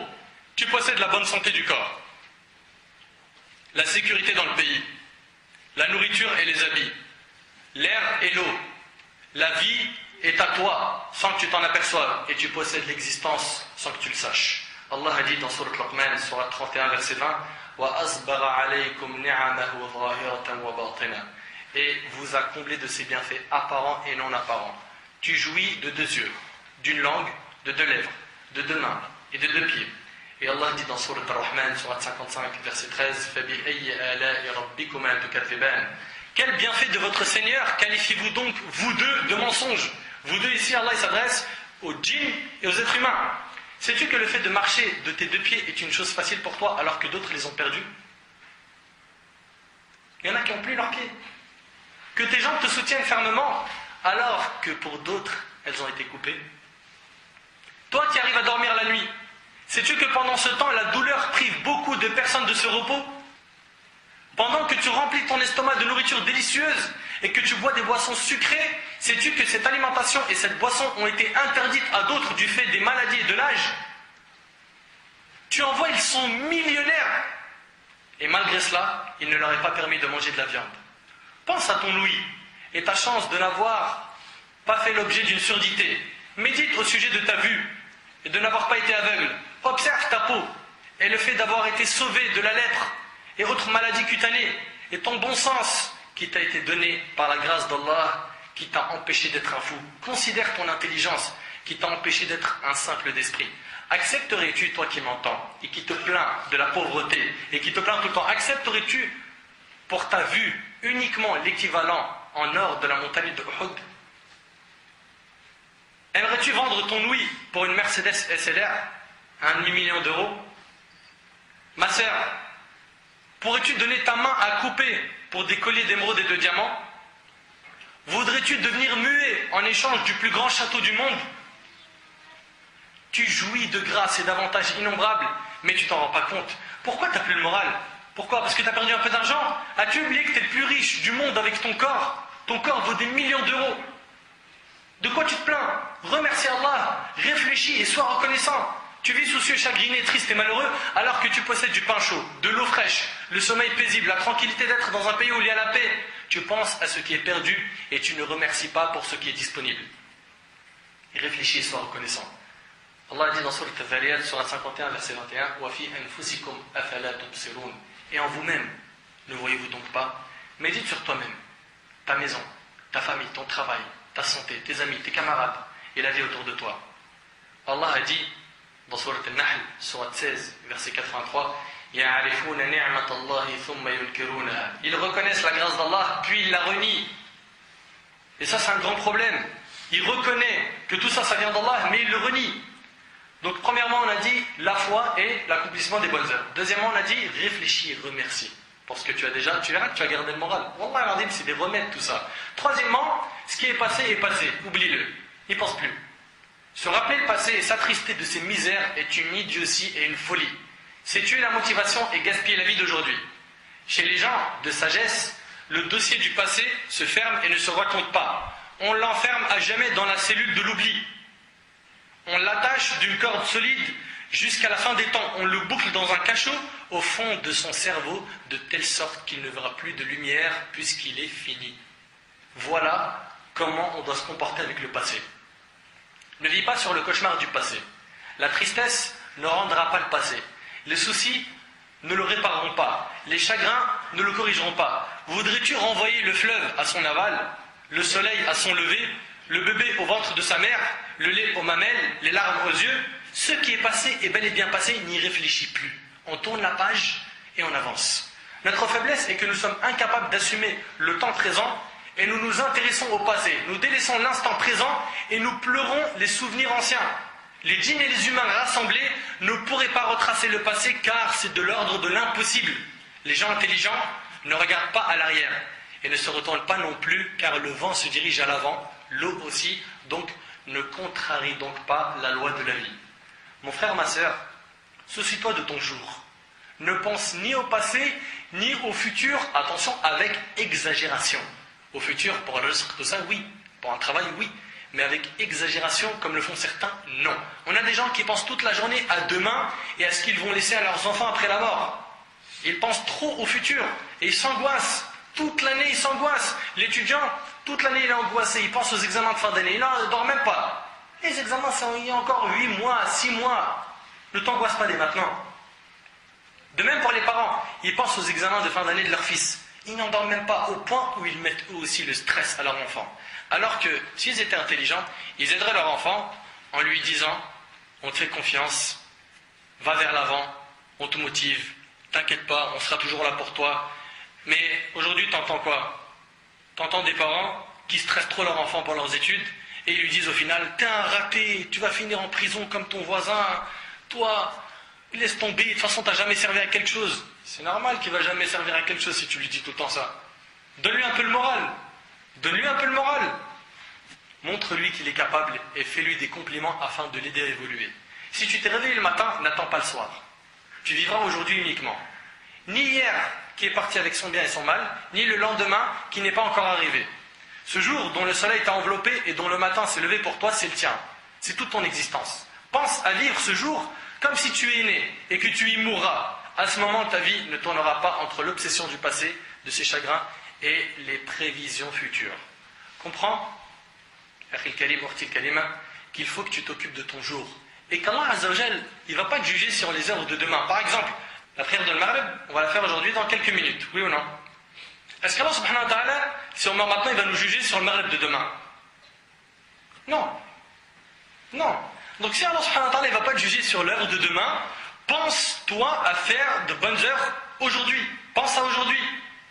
Ne pense pas avec exagération au futur. De même, le prophète sallallahu alayhi wa sallam n'a pas fait de la subsistance son premier souci. Il faisait un dua, Allah subhanahu wa ta'ala exceptionnel. Il disait, selon Abu Hurayra radiyallahu anhu, Seigneur Dieu, fais que la subsistance de la famille de Mohammed se limite à leur faim. Rapporté par Bukhari Muslim. À partir du moment où aujourd'hui je vais manger, je ne me soucie pas de demain. Le prophète sallallahu était comme ça. Ne te soucie pas de demain en te demandant comment vais-je garantir l'avenir de mes enfants. C'est pas toi qui garantis l'avenir de tes enfants, c'est Allah subhanahu wa ta'ala. Pense pas que ton souci ça doit être de construire des terrains au bled, des maisons, laisser des biens pour que tes enfants ils soient pas pauvres et dans la misère. Non, ce que tu dois leur laisser, c'est une croyance, une foi, une relation avec Allah. Car si tu ne leur laisses pas la religion et que tu leur laisses des biens, ils peuvent les utiliser dans le haram. Arrête de te dire, quand il aura son diplôme, mais où est-ce qu'il va travailler? Pense pas trop à demain comme ça avec exagération. Ou encore certains pères disent, comment est-ce que je vais préparer le mariage de ma fille? Sache pour toi qui réfléchis comme cela, que la subsistance des créatures se trouve auprès d'Allah et qu'Allah n'oublie personne. Personne. Allah a dit dans Surat Maryam, Surat 19, verset 64, وَمَا كَانَ رَبُّكَ نَسِيًّا. Ton Seigneur n'oublie rien. Donc pourquoi tu parles de tes enfants, de leur avenir de cette manière? Garde donc le sourire et ne t'inquiète pas pour ta subsistance et la subsistance de tes enfants à partir du moment où tu fais les causes. Et sache que peut-être aujourd'hui c'est dur, mais Inch'Allah demain ce sera facile. Et Allah il a dit وَفِي السَّمَاءِ رِزْقُكُمْ وَمَا تُوعَدُونَ. Et il y a dans le ciel votre subsistance et ce qui vous a été promis. Omar radiyallahu anhu a dit, j'ai entendu dire le prophète sallallahu alayhi wa sallam, si vous vous en remettez à Dieu comme il convient de s'en remettre à lui, il vous apportera votre subsistance comme il l'apporte aux oiseaux. Si on s'en remettait à Allah comme il le fallait, Allah il nous donnerait notre subsistance comme il la donne aux oiseaux. Il dit, sallallahu alayhi wa sallam, ils quittent leur nid le matin, le ventre creux, pour y rentrer le soir, le ventre plein, rapporté par Tirmidhi. L'oiseau il s'en remet à Dieu, Allah il lui donne tous les jours son risque. Tous les jours il mange, lui et ses enfants. Est-ce que tu penses qu'Allah il va penser à l'oiseau, il va t'oublier? Si tu t'en remets à lui et que tu apprends at-tawakkul de l'oiseau, sache qu'Allah subhanahu wa ta'ala te donnera. Quatrièmement, sois bienfaisant envers autrui. Si tu es soucieux ou chagriné, offre à autrui un bon service. Fais-leur une faveur. Tu trouveras la délivrance et le repos. Donne à un pauvre malheureux, soutiens l'opprimé, donne à manger à un affamé, rends visite à un malade, aide un sinistré, et le bonheur t'entourera de tous les côtés. Une gorgée d'eau de la main d'une prostituée à un chien mordant a été récompensée par quoi? Par le paradis. Une gorgée d'eau par qui? Par une prostituée. Ça a été le paradis. Donc fais du bien autour de toi. Selon Ibn Umar, radiyallahu anhu, le prophète sallallahu alayhi wa sallam a dit, les gens les plus aimés d'Allah sont les plus utiles aux autres. Les gens les plus aimés d'Allah, les gens les plus aimés d'Allah sont les plus utiles aux autres, et les meilleures œuvres faites sont le fait de rentrer la joie dans le cœur d'un musulman. La meilleure œuvre que tu peux faire, c'est de faire rentrer la joie dans le cœur du musulman, et le hadith est rapporté par Tabarani. Quatrièmement, fais du bien autour de toi. Cinquièmement, sois satisfait de ton destin. Ce qui t'a touché ne pouvait te rater, et ce qui ne t'est pas arrivé ne pouvait t'atteindre. Allah a dit dans Surat Al-Hadid, Surat 57, verset 22, ما أصاب من مصيبة في الأرض ولا في أنفسكم إلا في كتاب من قبل أن نبرأها.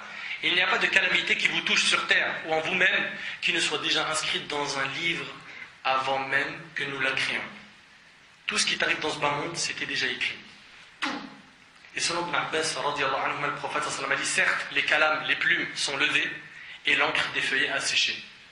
Ça y est, tout a été écrit dans l'Awh al-Mahfouz, dans la table gardée 50 000 ans avant que Allah subhanahu wa ta'ala ait créé les cieux et la terre. Et le hadith il est rapporté par Ahmed Tirmidhi et Al-Hakim. Donc rien ne va changer. Ce qui devait arriver est arrivé. Les destins se sont tracés. Et Allah a dit dans Surat Tawbah, Surat 9, verset 51, قُلْ لَنْ يُصِيبَنَا إِلَّا مَا كَتَبَ اللَّهُ لَنَا هُوَ مَوْلَانَا وَعَلَى اللَّهِ فَلْيَتَوَكَّلِ الْمُؤْمِنُونَ. Il ne nous arrivera que ce qu'Allah nous a assigné. Il va t'arriver dans cette vie que ce qu'Allah t'a écrit. Allah il t'a écrit une joie, tu auras une joie. Allah il t'a écrit un malheur, c'est un malheur. Donc inutile de dire, ah si seulement j'avais fait ça, ça aurait été ça. Le moussi en islam, dans le passé, il est haram. Dans le passé, parce que c'est remettre en question quoi? Le destin d'Allah. Tu n'as pas le droit de dire si dans le passé, dans le futur, oui. Parce que tu ne remets pas en question le destin. Si j'ai mon diplôme, je ferai ça, oui. Mais si j'avais fait ça, la porte, elle ne serait pas claquée sur mes doigts et j'aurais pas eu, etc., etc. Tout ça, c'est haram. Et haram, ça ne vient pas de ma bouche, bien sûr. Vous l'entendrez avec nous que Qala Allah, Qala Nabi sallallahu alayhi wa sallam, stop, ça s'arrête ici. Selon Abu Huraira, radiyallahu anhu, le prophète sallallahu alayhi wa sallam a dit, le croyant fort est plus aimé de Dieu que le croyant faible, et dans les deux, il y a un bien. Recherche avec énergie tout ce qui te fait du bien. Demande ancien à Dieu et ne faiblis jamais. Et regarde bien, si un malheur te touche, ne dis pas si j'avais fait telle chose, il ne m'aurait pas touché. Mais dis Qaddarallah wa ma sha'a fa'al. Dieu en a prédestiné ainsi, et ce qu'il a voulu, il l'a fait. Et là, le prophète dit, car le moussi ouvre la voie à l'œuvre de Satan, rapporté par Muslim. Tu ne dis pas si dans le passé. Ce qui t'a touché ne pouvait te rater, et ce qui ne t'est pas arrivé ne pouvait t'atteindre. Le musulman qui est satisfait du destin d'Allah fait partie des plus heureux des gens. Le vrai croyant est celui qui, lorsqu'il est touché par un bienfait ou un malheur, il est le même. Car il sait qu'en étant patient pendant les malheurs, Allah lui destinera un bien. Lorsqu'une personne est touchée d'un mal et qu'il patiente, Allah lui apporte un bien. Allah il a dit quoi dans Surat Al-Sharh? Il a dit dans Surat 99, versets 5 et 6, فَإِنَّ مَعَ الْعُسْرِ Yusra, inna ma'al usri yusra. À côté de la difficulté est certes une facilité. Dès qu'il y a la difficulté, sache que juste derrière il y a une facilité. À côté de la difficulté est certes une facilité. Et lorsqu'une personne est touchée d'un bien et qu'il remercie, donc on a dit un mal, quand tu es touché d'un mal, tu patientes, il y a un bien. Et quand tu es touché d'un bien et que tu remercies, Allah il te rajoute des biens. Allah il a dit quoi dans Surat Ibrahim, Surat 14, verset 7 وَإِذْ تَأَذَّنَ رَبُّكُمْ لَإِنْ شَكَرْتُمْ لَأَزِيدَنَّكُمْ. Et lorsque votre Seigneur proclama, si vous êtes reconnaissant, très certainement j'augmenterai mes bienfaits sur vous.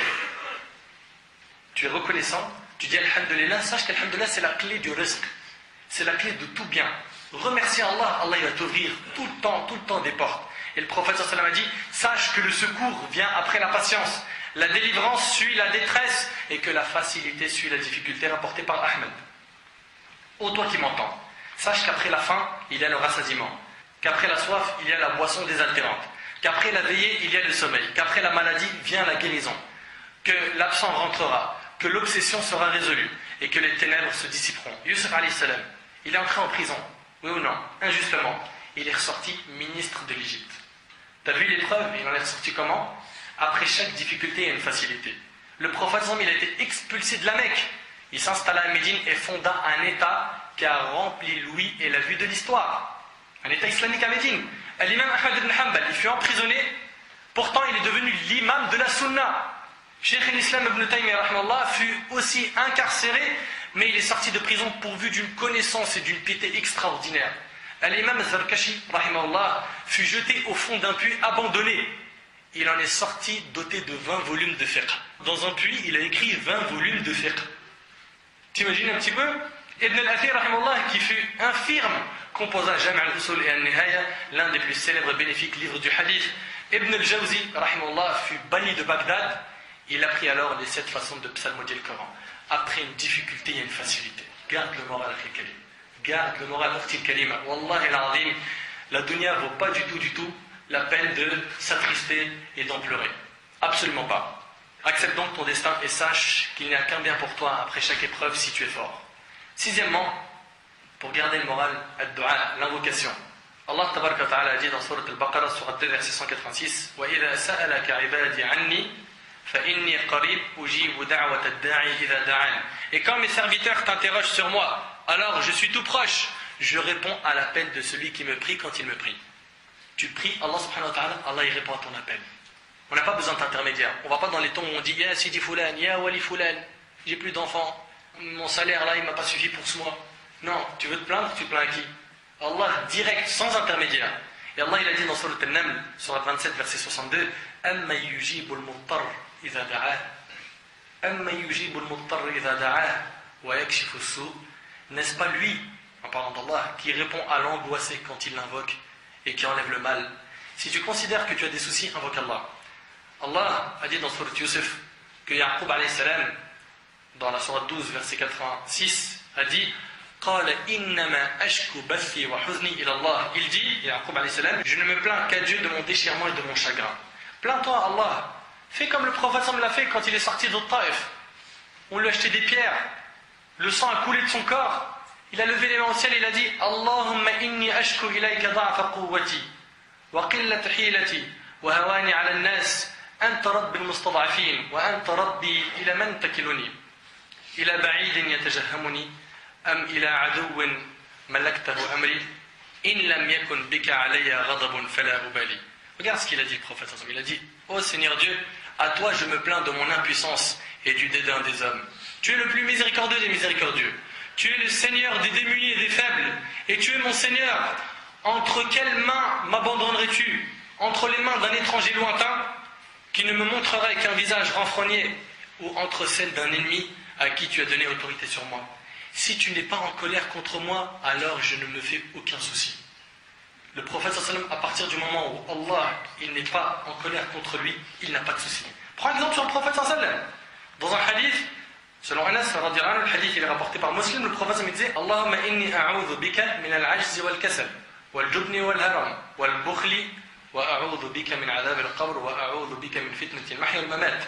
Le prophète me disait, Seigneur Dieu, je me mets sous ta protection contre l'incapacité, la paresse, la lâcheté, la vieillesse extrême et l'avarice. Je me mets sous ta protection contre les tourments de la tombe. Je me mets sous ta protection contre les tentations de la vie et de la mort. Donc invoque Allah subhanahu wa ta'ala. Fais des doigts. Et tu verras que toutes les portes s'ouvriront. Dès que tu es touché par une épreuve, invoque ton Seigneur. Surtout lorsque tu es prosterné. Dès que tu as un problème, lève-toi et prie. Septièmement, pour garder le moral, il faut connaître la réalité de ce bas monde. Le grand souci aujourd'hui des gens, c'est la dunya. Mais le croyant, il sait que ce bas monde est éphémère. Tant que nous sommes dans ce bas monde, nous sommes en prison. Et le prophète il a dit dans le hadith d'Abi Huraira, ce monde est la prison du croyant et le paradis du mécréant. Et le hadith il est rapporté par le musulman. Le croyant connaîtra le vrai repos qu'une fois dans sa tombe. Le vrai repos, c'est dans la tombe. Et un hadith où le prophète il nous le dit. Selon Abu Qatada, radiyallahu anhu, un jour nous étions avec le prophète sallam. Quand on passa devant nous un cortège funèbre. Suite à cela, il dit, sallam, soit il est en repos, soit nous sommes reposés de lui. Allahu Akbar, regarde comment il parle du mort. Soit il est en repos, soit nous sommes reposés de lui. Je dis, Abu Qatada dit, nous dîmes, ô messager d'Allah, qu'est-ce que celui qui est reposé et celui dont nous sommes reposés? Il dit, le serviteur pieux se repose des fatigues et des labeurs de ce bas monde vers la miséricorde de son Seigneur après la mort. Il se repose. Et quant au serviteur pervers, les gens, les arbres et les animaux seront reposés de lui par sa mort. T'imagines? Et le hadith il est rapporté par Abd-al-Razzaq dans le Musannaf. Ce bas monde ne vaut pas une charogne, il vaut absolument rien du tout. Et ce bas monde, hélas, est l'objet des jalousies dans les familles. Problème d'héritage. Problème de il a pris mes biens. On se jalouse, on s'entretue, on se combat. Pourquoi? Pour une chose qui vaut rien du tout. Et le prophète sallam il l'a dit lui-même. Dans le hadith d'Abi Huraira qui est dans Sunan al-Tirmidhi, attention, ce bas monde est maudit tout ce qu'il contient, sauf l'évocation de Dieu, principalement la prière, et ce qui s'ensuit, de même qu'un savant ou un étudiant. Cette assemblée, c'est quoi? C'est une assemblée de dhikr. Et elle fait partie de ce qui sort de l'exception de la malédiction, à laquelle on est venu aujourd'hui assister. Donc, assister à ces assemblées font sortir de la malédiction divine. Sahl al-Sa'di radhiyallahu anhu rapporte que le prophète a dit, si ce bas monde avait aux yeux de Dieu le poids de l'aile d'un moustique, il n'aurait pas consenti aux mécréants une seule gorgée d'eau. Si ce bas monde avait aux yeux de Dieu le poids de l'aile d'un moustique, il n'aurait pas consenti aux mécréants une seule gorgée d'eau rapportée par At-Tirmidhi. Et selon Al-Mustawrid Ibn Shaddad, le prophète a dit, l'image de ce bas monde en comparaison de l'autre n'est que telle que celui d'entre vous qui plonge son doigt dans la mer, qu'il voit donc ce qu'il en retire avec son doigt. Rapporté par Muslim. Regarde bien, l'image de ce bas monde en comparaison de l'autre n'est que telle que celui d'entre vous qui plonge son doigt dans la mer, qu'il voit donc ce qu'il en retire avec son doigt. Qu'est-ce que tu as retiré? Une goutte.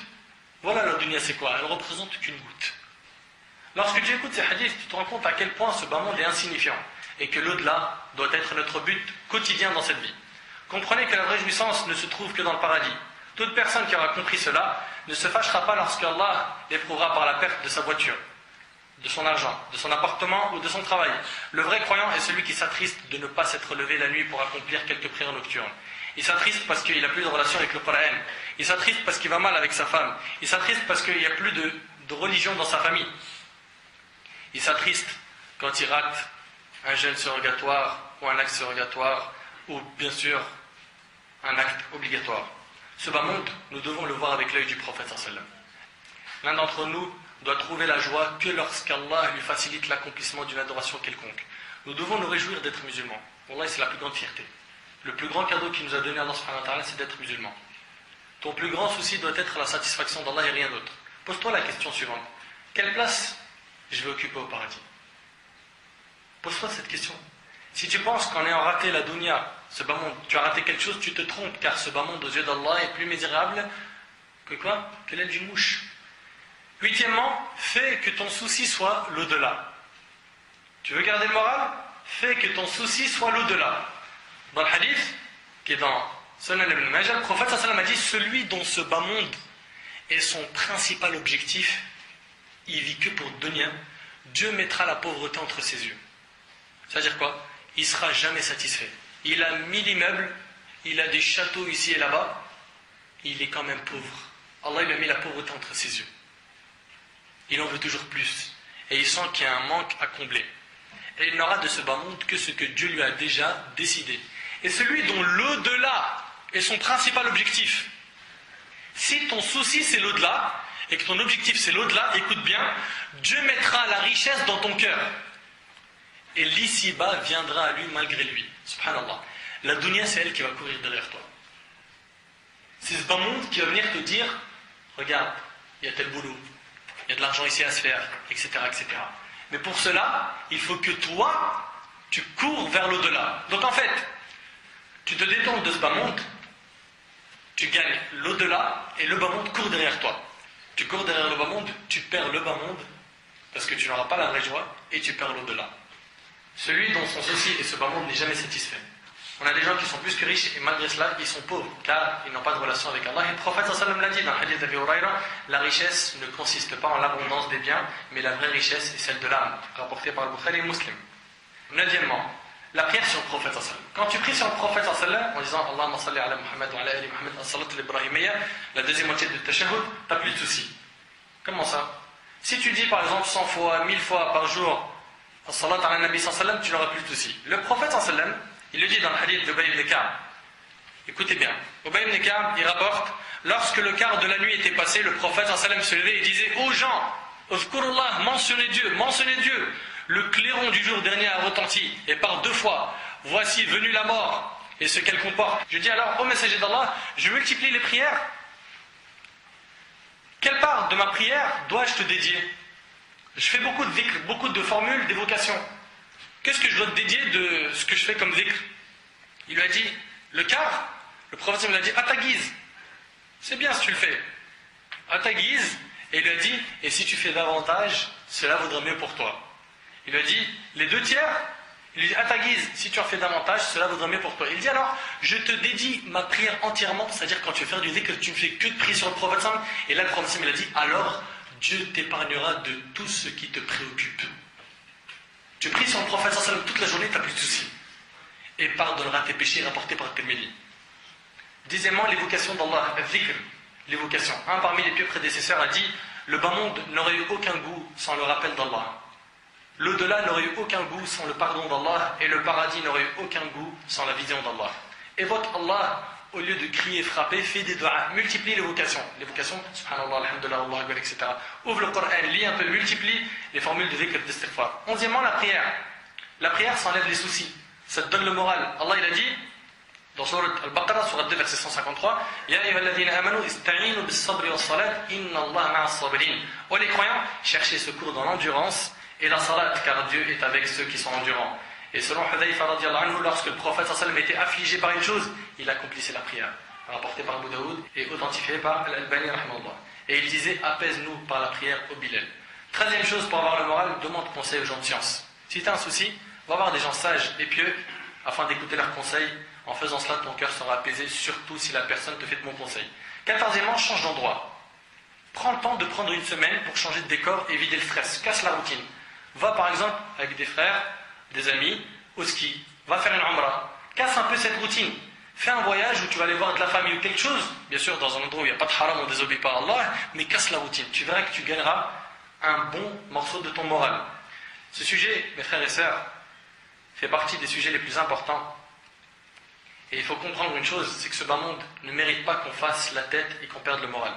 Ce bas monde ne mérite qu'une seule chose, c'est qu'on connaisse sa réalité et la réalité de l'au-delà. Le sourire ne devrait pas nous lâcher, sachant que nous avons emprunté le chemin d'Allah et de son prophète sallam. Et hâtons-nous de faire des bonnes œuvres avant qu'il ne soit trop tard. D'après Abu Huraira radiyallahu anhu, le prophète sallam a dit, hâtez-vous de faire des bonnes actions avant d'en être empêché par l'une de ces 7 choses que vous devez attendre. Une pauvreté qui vous fait oublier, une richesse qui vous pousse à une arrogance outrancière, une maladie ruinant votre santé, une vieillesse affaiblissant votre esprit, une mort mettant fin à vos jours, l'arrivée du faux Messie, Al-Masih Dajjal, et c'est le pire de ce que vous cache l'avenir, où l'heure est plus mortelle et plus amère encore. Qu'Allah Azza wa Jal accepte nos œuvres, redonne le moral à tous nos frères et sœurs, nous enlève nos soucis qu'Allah subhanahu wa ta'ala fasse que notre vrai souci soit l'au-delà, que notre vrai souci soit la satisfaction d'Allah Azza wa Jal, que notre vrai souci soit le fait d'apprendre qui est son créateur et de pouvoir l'adorer comme il le faut. أسأل الله سبحانه وتعالى أن ينفعني بما قلت وأن ينفعكم بما سمعتم. هذا ما أعلم والله عز وجل أعلى وأعلم. سبحانك اللهم وبحمدك أشهد أن لا إله إلا أنت أستغفرك وأتوب إليك. جزاكم الله خير والسلام عليكم ورحمة الله وبركاته.